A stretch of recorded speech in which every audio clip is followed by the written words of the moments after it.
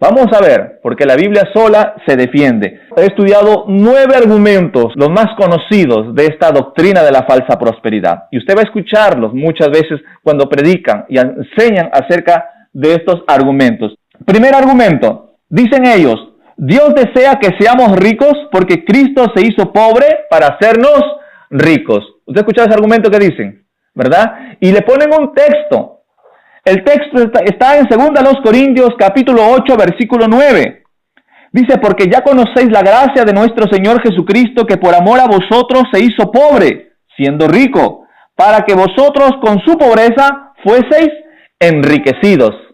Entonces dice, ¿ves? Ahí está. Dice que con la pobreza de Cristo, Dios nos hace ricos. Los que sostienen este argumento señalan que la pobreza material de Cristo, porque no puede ser la pobreza espiritual de Cristo. Ellos dicen, a veces en este texto está hablando de la pobreza material de Cristo fue para hacernos ricos materialmente. Porque ellos dicen, no puede estar hablando de la pobreza espiritual para bendecirnos materialmente. Tiene que ser o material o espiritual, en un solo texto, dicen ellos. Ahora, ¿será verdad en la Biblia? En un solo texto bíblico, Dios no puede hablar de la pobreza espiritual y de la riqueza material en un solo versículo. Eso es falso. Sí existe un versículo. Por ejemplo, en el libro de Apocalipsis 2:9 dice, yo conozco tus obras y tu tribulación y tu pobreza, pero tú eres rico. Dios le dice a la iglesia de Esmirna, le dice, yo conozco tu pobreza. ¿Qué pobreza? Material, pero tú eres rico. ¿Rico para con quién? Para con Dios. Se da cuenta que está hablando de Dios le dice, tu pobreza material, pero tú eres para mí rico. Está hablando de su riqueza espiritual. Así que en este texto de 2 Corintios 8:9 sí está hablando en ese sentido. Pero veamos en realidad qué es lo que quiso decir el apóstol Pablo en 2 Corintios 8:9. ¿A qué se estaba refiriendo verdaderamente el apóstol Pablo cuando dijo que la pobreza de Cristo fue para enriquecernos? Según el contexto, el apóstol Pablo se estaba refiriendo a ser ricos, sí, pero para con Dios.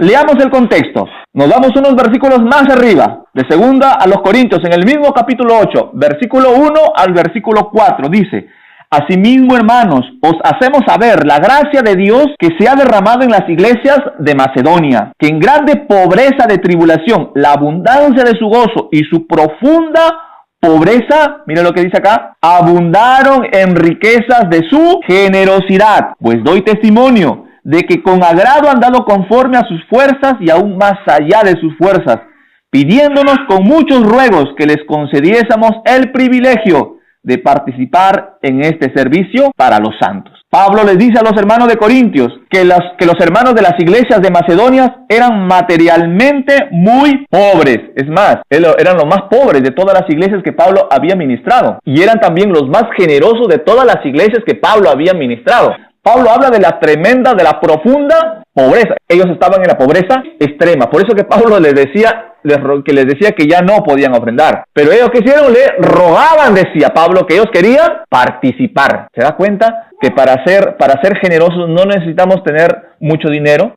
Entonces Pablo le dice a los corintios que los hermanos de la iglesia de Macedonia eran materialmente muy pobres, pero que según la perspectiva de Dios ellos eran ricos, pues ellos abundaban en riquezas de generosidad, es decir, tenían un corazón muy generoso. Por eso es que Pablo enfatizó en los capítulos 8 y los capítulos 9, no eran que los hermanos de Corinto buscaban ser ricos, ni que Dios deseara que ellos lo fueran. Él enfatizaba que ellos eran ricos, pero en generosidad. Veamos lo que dice 2 Corintios 8:7, en el mismo capítulo 8, versículo 7, estamos viendo los contextos para poder entender. Dice, por tanto, como en todo abundáis. Mire, ¿qué significa abundar? Ser rico en algo, no necesariamente dinero. Dice, por tanto, como en todo abundáis, ahí le dicen ¿qué? En fe, en palabra, en ciencia, en toda solicitud, en vuestro amor para con nosotros. Y aquí le dice Pablo, abundáis también en esta gracia. Algo les faltaba abundar en esa gracia. Pero, ¿a qué se refería Pablo cuando le decía a esa gracia? Pues al desprendimiento material que ellos tenían para ayudar a las otras iglesias. Por eso les puso como ejemplo la iglesia de Macedonia, para que no tengan excusa de no poder dar al necesitado. Dentro de las iglesias había mucha gente necesitada, gente muy pobre. Entonces Pablo les dice, ustedes abundan en todo, en dones y en virtudes de Dios, pero algo les falta, que abunden en esta gracia de generosidad.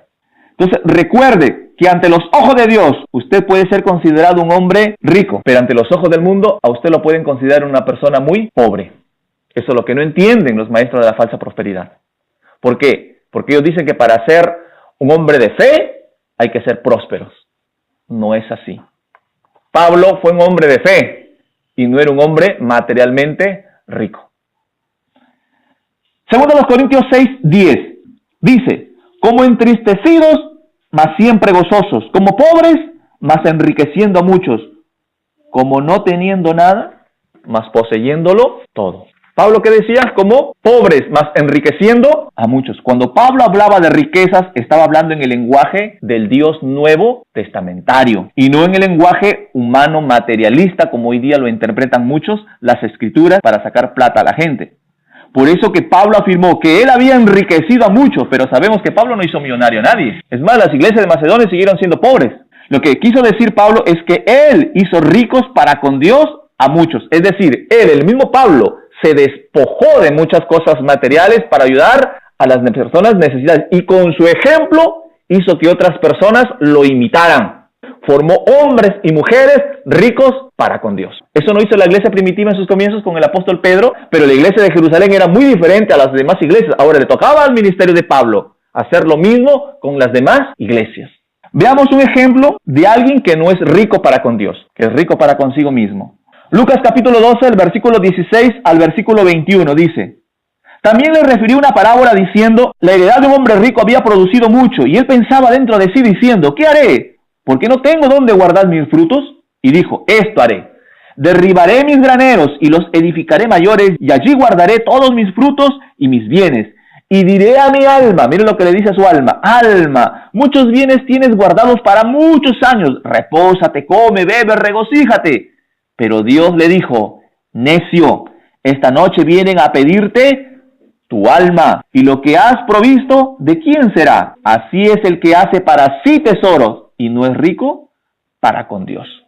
Este hombre rico fue duramente reprendido por el Señor, no por ser materialmente rico, sino por amar a sus riquezas, la cual se expresaba de dos formas. Uno, no tener en cuenta a Dios, ni en su presente, ni en su porvenir. Dos, que era una persona no rica para con Dios, es decir, era egoísta. Solo pensaba en él mismo. ¿Qué significa no ser rico para con Dios? Ser egoísta, no proveyendo para los necesitados. Así lo confirma el contexto en los siguientes versos más abajo. En el mismo Lucas 12:33, Cristo mismo lo explica después y dice, vended todo lo que poseáis y dad limosna, haceos bolsas que no se envejezcan, tesoros en los cielos, que no se agote, donde ladrón no llega ni polilla destruye. ¿Se da cuenta que el contexto habla de eso? Un hombre rico para con Dios es aquel hombre que abunda en virtudes divinas y que son expresadas en obras de generosidad. A una iglesia en Apocalipsis Dios la reprendió duramente, ¿verdad? Ellos decían que ellos no tenían falta de ningún bien, que eran ricos en todo. ¿Y Dios qué les dijo? ¿Qué les dijo a esa iglesia? Eres pobre, ciega, desnuda. Un creyente rico para con Dios, generoso en la tierra. Es el que va acumulando riquezas en los bancos de los cielos, no bancos materiales. Va acumulando riquezas en los cielos. Amén. Aunque esta no sea su intención. Eso lo dice el mismo Evangelio de Lucas 12, 33 y 34. Vended lo que poseéis y dad limosna. Haceos bolsas que no se envejezcan, tesoros en los cielos donde no se agote, donde ladrón no llega ni polilla destruye, porque donde está vuestro tesoro, allí también estará vuestro corazón. Marcos 10, 21 dice, entonces Jesús mirándole le amó y le dijo, una cosa te falta, anda, vende todo lo que tienes y dalo a los pobres y tendrás tesoro en los cielos. Ven y sígueme tomando tu cruz. ¿Dónde estaba el tesoro de este joven? ¿Dónde iba a estar? En los cielos. ¿Cuándo? Cuando sea generoso. 1 Timoteo 6, 18. Que hagan bien, que sean ricos en buenas obras, dadivosos, generosos. Que sean ricos en buenas obras. Vemos pues que según la perspectiva del mundo, este hombre rico era próspero y un triunfador. Si él hubiese vivido en este tiempo y hubiese pertenecido a una iglesia, hermano, quizás hubiese sido pastor. Y hubiese sido el ministro más próspero.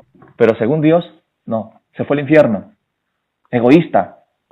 Hoy día hasta se dan charlas de empresarios cristianos, hermanos. Eso no está en la Biblia. No es que sea anticuado, pero eso no está en la Biblia. Eso es muy sutil para infiltrar este evangelio de la prosperidad, para meter la avaricia en las personas. La palabra de Dios dice, teniendo sustento y abrigo, estemos contentos con esto. La gente que no tiene a Cristo en sus vidas, que no tiene temor de Dios, Cristo lo dijo.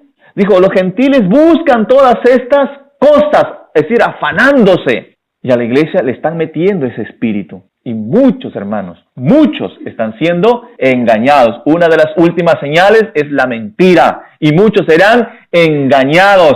Muchos serán engañados. Claro, el diablo sabe que el arrebatamiento está cerca. Sabe que Cristo viene por su iglesia. Lo que él va a tratar de muchas formas, sacar al cristiano ¿de qué? De la fe, porque por fe uno se va al cielo. Y al despertar la codicia, el materialismo está desviando la mirada del creyente hacia el Cristo, el supremo galardón, Hebreos 2, y poniéndola en las cosas materiales.